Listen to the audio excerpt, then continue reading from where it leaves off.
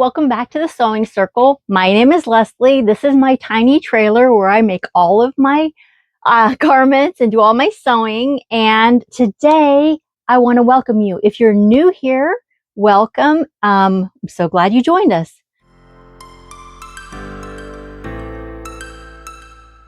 Today we're talking about the Strawberry Shortcake dress pattern for summer made by SewBakeMake off of Etsy. So I will link the pattern below, but in the meantime, I want to say happy National Sewing Machine Day. Do you have a special sewing machine that you love? I'm obsessed with my sewing machines. And recently I picked up the most gorgeous vintage sewing machine on the earth. So here's some footage for you to watch about my special dream sewing machine. Okay guys, this is my beautiful new vintage sewing machine. From best I can tell, it's from the 1820s or somewhere in the early 1800s. It has this butterfly treadle that is in full working order. You can see it move here. I think it's so unique that it's a butterfly. All of these parts move. It seems that everything is in working order. I do need someone to help me get a belt and restore it so that I can actually sit at it and sew. So for National Sewing Machine Day, I wanted to share this. I actually picked it up at a local group yard sale, and I paid $50 for this machine, and I'm so happy with it. It's a dream come true. This is a card that I got in the mail, Happy Mail, this week from Grace at So Lovely with Grace. And look here. She says, "Hi, Leslie. Seems like a good day to have some fun in your sewing room. It seems like a good day to have some fun. I hope you get to celebrate this most special day in your sewing room. Love ya, Grace." Thank you, Grace. I really appreciate it. And I have it here with my beautiful sewing machine for National Sewing Machine Day. All right, so we missed our giveaway for last Friday because I was gone, but I have not forgotten you. So today we are going to be doing our giveaway of MCCALLS 8104, this beautiful dress pattern. I had 4 entries. Thank you guys for participating. I know it's a busy time of year.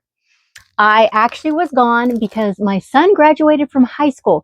My last child, my 12th child, graduated from high school, and I am no longer a mom of kids in school.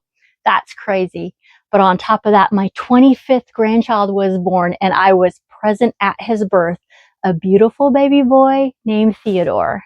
So I'm really excited. Thank you for those of you who celebrated with me and for your generosity in allowing me to be gone last week, even though we have this giveaway. So without further ado, let's spin the wheel of names. Here I am at the wheel of names. I have entered the 4 names of those who have answered the questions.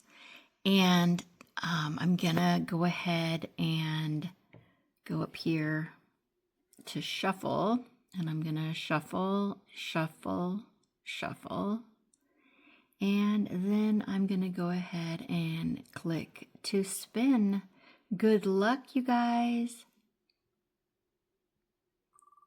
And I'm spinning, spinning.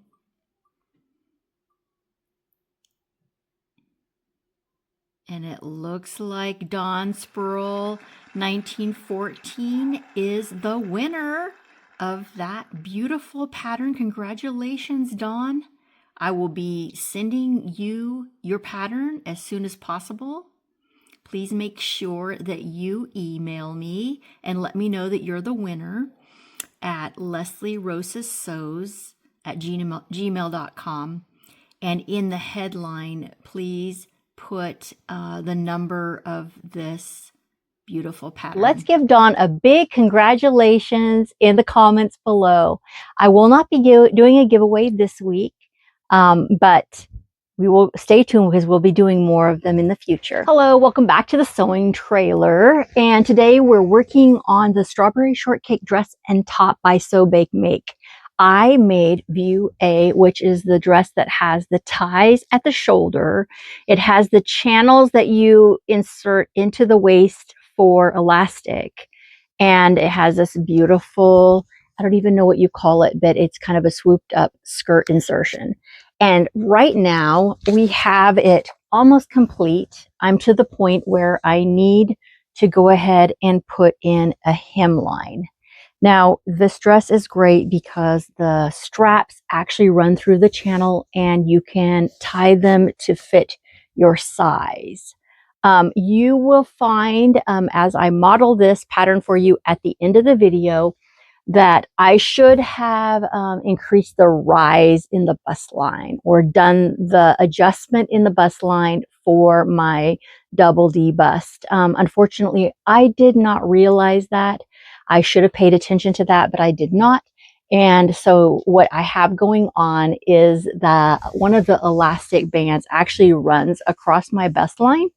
Now, I don't think it shows up too much. And at this point, that's where this dress is. And that's how I'll be finishing it. Next time I make it, I will be making that full bust adjustment. So if you are thinking that you want to make this pattern, please pay attention to the instructions on at what size do you need to make that bust adjustment for yourself if you're just a full busted lady like myself.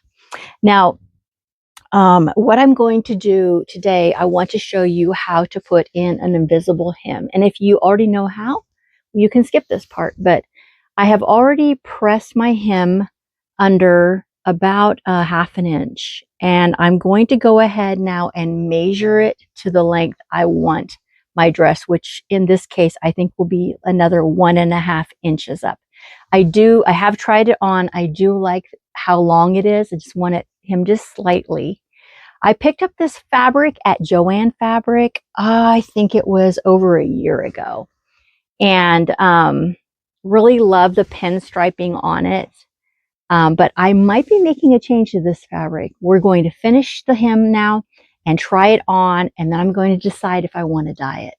So stick around and let's see what happens.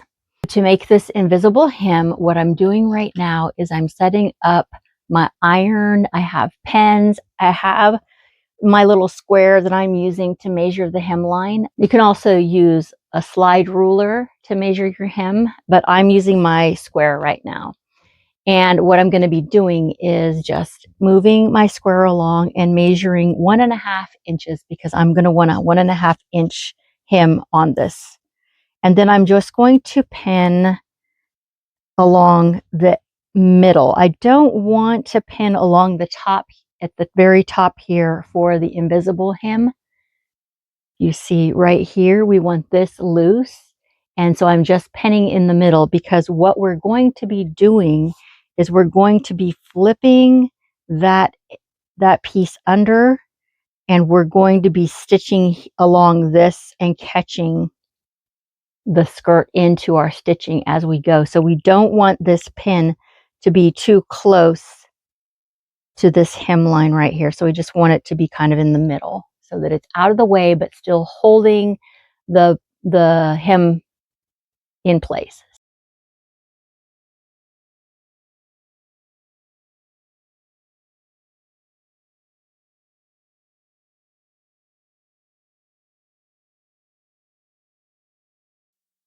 Okay, as you can see, I have the hem pinned in. 1½ inch seam allowance turned up. I've pinned closer to the hem edge than to the edge that we're going to be sewing because I'm going to be doing this invisible hem. I've done a little pressing of the edges, just hitting it here and there just to make sure we have a clear, secure setting of that hem turn. And what we're going to be doing next is we're going to be taking this to the machine and we're going to be flipping. I just want to lay it out and show you here clearly. We're going to be flipping the hem to this side like this. So if it was facing you out like this, you're going to flip it under like this. And what you're going to be doing is we're going to be sewing along this edge, which is that short edge that we just turned under. And we're going to be sewing along that using our special invisible hem foot, and the zigzag will catch the edge of our garment every few stitches, creating an invisible hem. But the way to know how to set it is, again, I'm going to show you. We have it, the hem turned up, we've turned it twice, it's pinned down low by the hemline, and now we're going to flip it so that the edge of that is just peeking out like this. And we're going to take it to our machine and sew it along that edge right here. It'll be this edge right here with our skirt above it that's just got a little folded crease in it. I hope that makes sense. Let's go to the machine. Okay, we're here at the machine, and I've got my invisible hem foot that I'm going to attach. It has this little piece that, if you just look at it, it has this look. And on the Bernina, it's the number 5. I'm sure that you have something like this in your machine's foot. If not, you can purchase this online. I'm going to remove my regular foot and replace it with the invisible hem foot. And now we're going to go ahead and line up the edge of that hem with the edge of this foot right here. Okay, now first I'm going to keep it on a straight stitch, and I just want to go back and forth just to secure the hem. Now I'm going to pick the invisible hem stitch. This is the invisible hem stitch. It's on your machine. It's a straight and zigzag, straight and then zigzag. And my machine automatically sets for the length of stitch for that particular stitch. Now, like I said, I've lined up my hem. It's flipped inside, so the pins are actually touching my table here. And we're going to go ahead and there we go.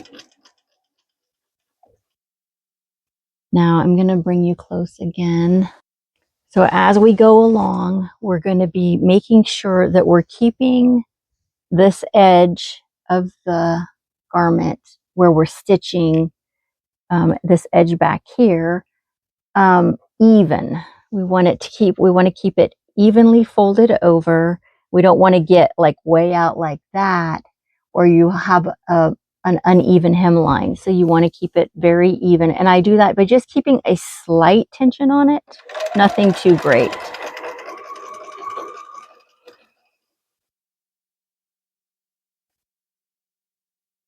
I'm also paying attention to where the edge of the fabric right here hits underneath my foot. There's just kind of a line down there that I'm following to make sure it's staying even as well. It doesn't have to be perfectly even, just fairly even.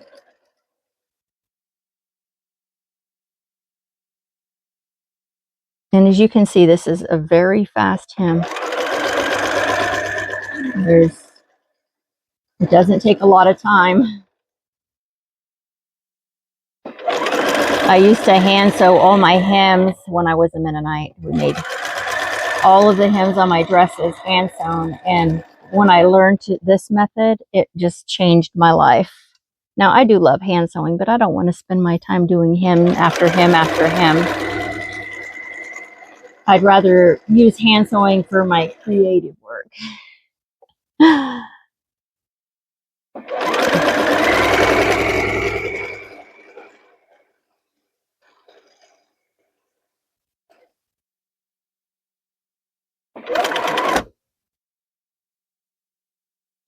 As we're coming to the end of this hem, you can see this is where we began.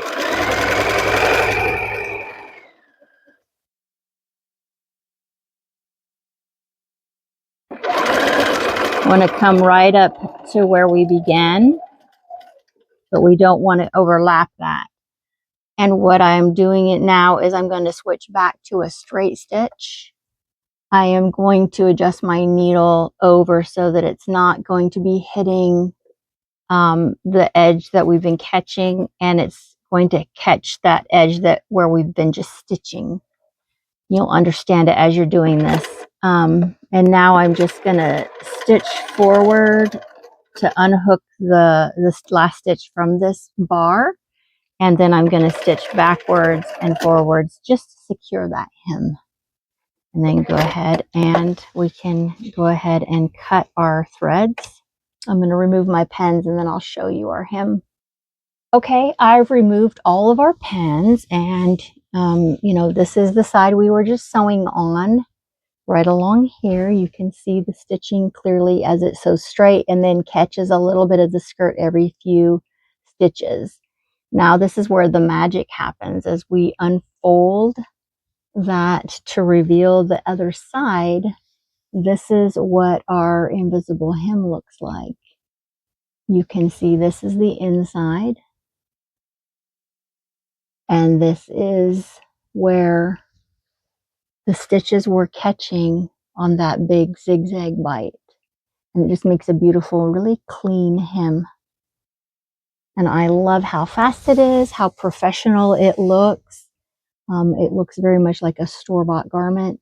And when you go ahead and press that out, it'll just be very clean and fresh looking. So this is a new option for a hem. If you haven't tried this before, I suggest you try it. And you can even try just measuring a short portion of fabric that you've turned up and try practicing, because this is a skill that's worth having.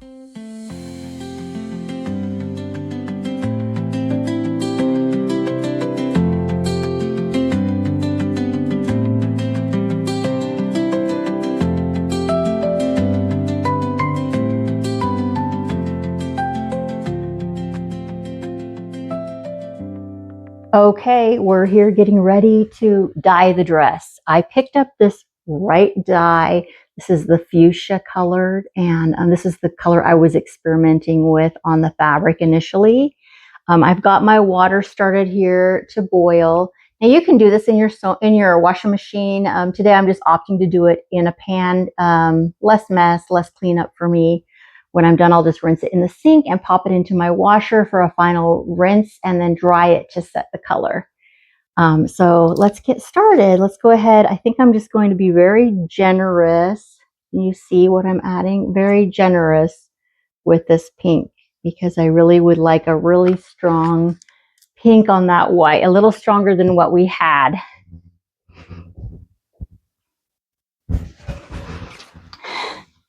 And here's my dress. Do I dare drop it into the pink dye? I think I'll wet it first. So tell me in the comments, who's with me? Should I dye it? Shouldn't I dye it?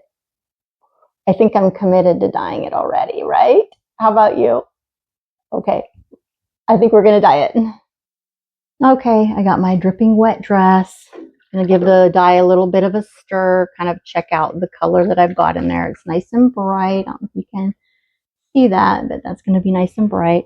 I'm gonna lower it in slowly because I really don't want to splash this all over my counters and my cabinets and things. Just want to take it slow. It's gonna be in here for probably about 20 minutes to an hour. Oh, look at that. I can already see how beautiful it's going to be.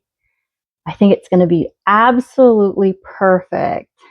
At least absolutely perfect for me. Now, maybe some people think I'm a little childish. I might be a little childish. I do like my pinks, and I do like my things to be bright colors. If you're with me, thumbs up.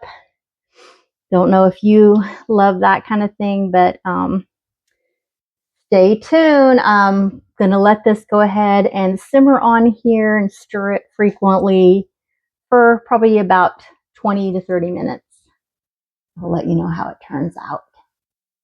Okay, I decided I have this half tank top from Shein, and I'm thinking about dropping that in and dyeing it as well. So I have something to wear under it that really matches cohesively. The straps will match and everything, and cover my bra straps. And so I have a little more modesty when I'm wearing this sundress. So I think I might do that.